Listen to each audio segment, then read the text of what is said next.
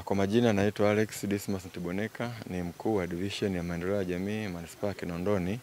Leo nimekuja kushiriki kwenye warsha ambayo imeandaliwa na shirika la EnviroCare ambayo inahusu uhamasishaji wa vijana na wanawake kushiriki katika masuala ya uongozi.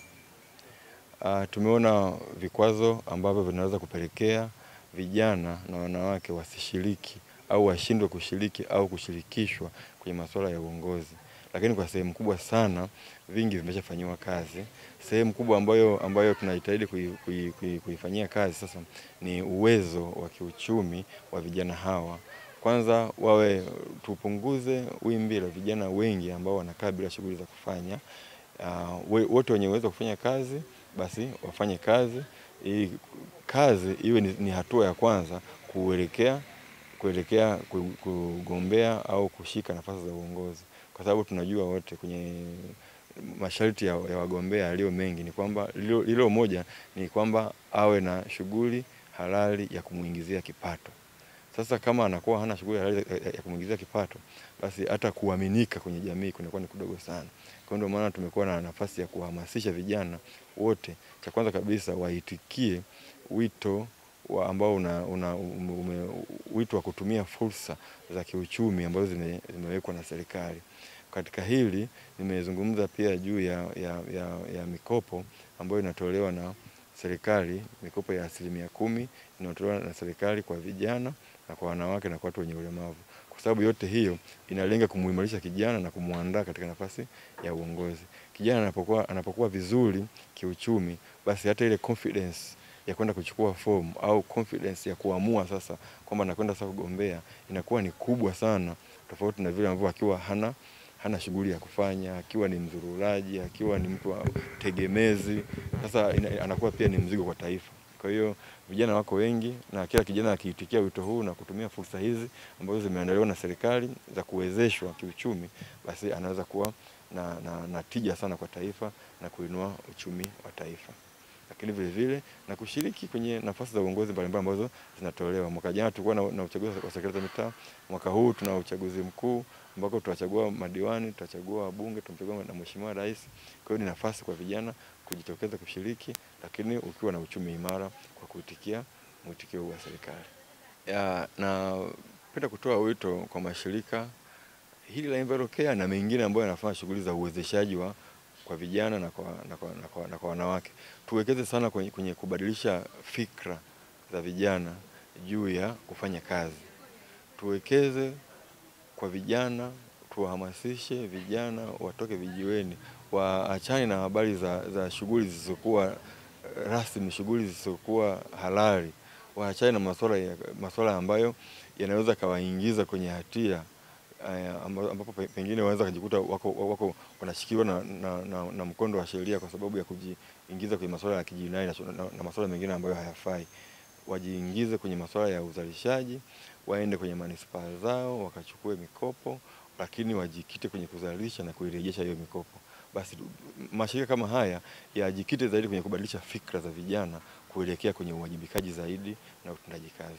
Asante sana, naitwa Godlisten Muro, ni meneja wa miradi wa shirika la EnviroCare. EnviroCare ni shirika la mazingira, haki za binadamu na jinsia. Kwa sasa tunaendesha mradi maalum wa kuhamasisha ushiriki wa wanawake pamoja na vijana katika masuala ya uongozi. Kwenye mradi huu wa miezi 21 unaofadhiliwa na shirika la Forum Civ lenye makao makuu yake nchini Sweden, lakini ofisi za kanda ya kati pamoja na kusini mwa Afrika, Nairobi nchini Kenya, wametufadhili dola takriban 75,000 za Kimarekani kwa ajili ya kutoa elimu kwa wanawake pamoja na vijana ili kuhamasisha waweze kushiriki katika masuala ya uongozi. Leo hii tumekutana hapa na wadau mbalimbali wa mradi huu ambao kuna waandishi wa habari, kuna vijana kutoka katika vyama mbalimbali vya siasa, lakini pia kuna mashirika yasiyokuwa ya kiserikali, taasisi za serikali, wajumbe kutoka serikali za mitaa pamoja na serikali kuu ambao wamekuja kwa ajili ya mradi huu kujadili ushiriki wa wanawake pamoja na vijana katika masuala ya uongozi. Mpaka hivi sasa tumeshafikia vijana wengi, ni takriban vijana 300 toka tumeanza awamu hii, lakini kupitia mafunzo mbalimbali ambayo tumekuwa tukiyaendesha hapa Invarokea, tumewafikia vijana hawa na tumeweza kuwapa mafunzo ya uongozi. Wengi wao wamejiamini na wanashiriki vizuri katika masuala ya uongozi.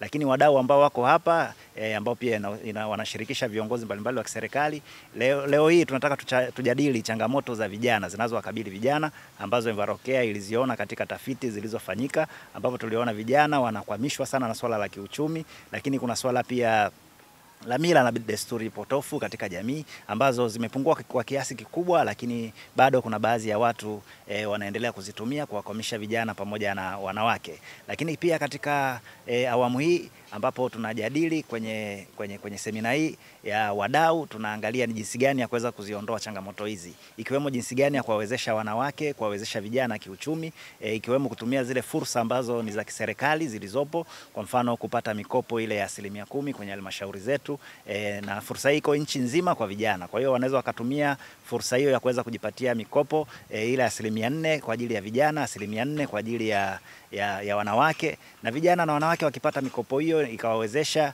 pamoja na walemavu ikawawezesha kiuchumi, tunaamini kwamba wanaweza kuwa viongozi wazuri, kwa sababu kwa kweli swala la uongozi linaendana na sambamba na swala la kiuchumi, kwa sababu ni lazima kuna gharama za uchaguzi, kuna gharama za kugombea. Kwa hiyo kama vijana wako vizuri kiuchumi, ina maana itaathiri sana ushiriki wao pia katika masuala ya uongozi. Na hilo ni changamoto kubwa ambayo tuliona kwamba wazee wengi wanaendelea kuwa viongozi kwa sababu wana ile financial muscles, kwamba wanaweza wakagombea, wanaweza, wengine wanatoa hadi rushwa. Kwa hiyo inawaathiri sana vijana.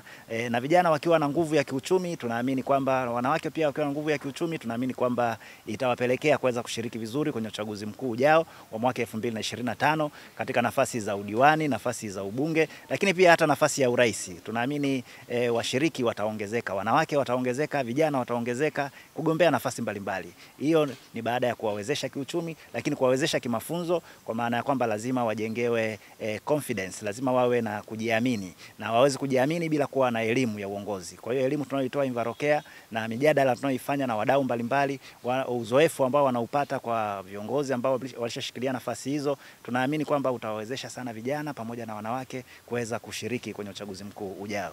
Asante, jina langu naitwa Emanuela Andrew, ni mwenyekiti wa baraza la vijana la Chadema mkoa wa kichama wa Kinondoni ambao na jimbo la Kinondoni la Kawe. Mafunzo ya Invarokea kwetu sisi vijana ni mafunzo ambayo ni very potential, kwa sababu tunajifunza uongozi kwa vijana na wanawake. Na ukiangalia kwenye taifa letu pia swala zima la uongozi kwa wanawake, japo sasa hivi wameimprove kidogo, ila tukizungumzia wanawake ambao wana umri mdogo kama mimi, hili jambo la uongozi limekuwa bado ni gumu na kuna changamoto nyingi. Sasa Invarokea wanatupatia elimu na namna gani ya kuface hizo challenges, namna gani ya kutatua hizo challenges na kupambana nazo.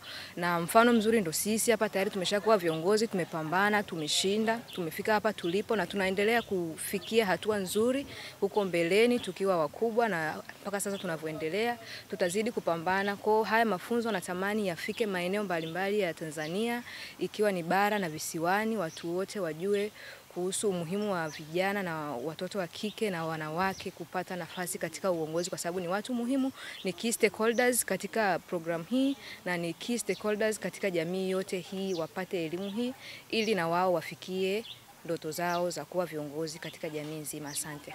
Changamoto ni nyingi. Kwanza changamoto ya kifedha, kwa sababu mimi niligombea wakati nikiwa mwanafunzi.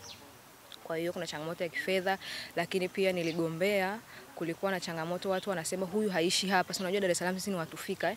Kwa hiyo changamoto zilikuwa ni nyingi. Huyu ni mtoto wa kike, hawezi kazi za field, ukijumuisha na chama chetu cha Demokrasia na Maendeleo ni chama cha field mara nyingi. Kwa hiyo mambo yalikuwa ni mengi, lakini kwa sababu nilikuwa tayari nimefanya vitu nilivyokuwa huko chuo, ile kazi yangu ilijieleza, ikajiuza na nikachaguliwa.